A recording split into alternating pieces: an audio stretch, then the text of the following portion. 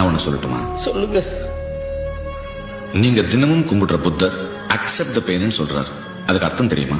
அரசு மருத்துவ என்ன அர்த்தமா பிரபு சொன்னார். நான் தினமும் வைக்கிறேன் சார்.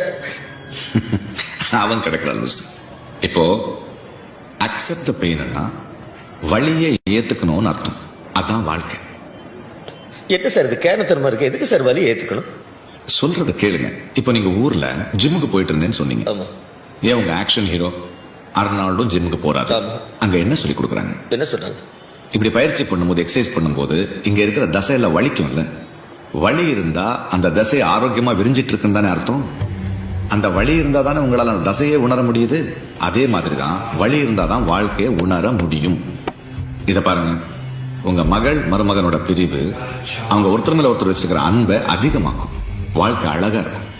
பிரச்சனையே இல்லாத வாழ்க்கை தான் சபிக்கப்பட்ட வாழ்க்கை. உங்க அமைதி அரசர் புத்தரும் ஆக்ஷன் ஹீரோ அர்னால்டும் ஒரே விஷயத்தை தான் சொல்றாங்க. வழியை ஏத்துக்கிட்டா வல்லமா இருக்கலாம்.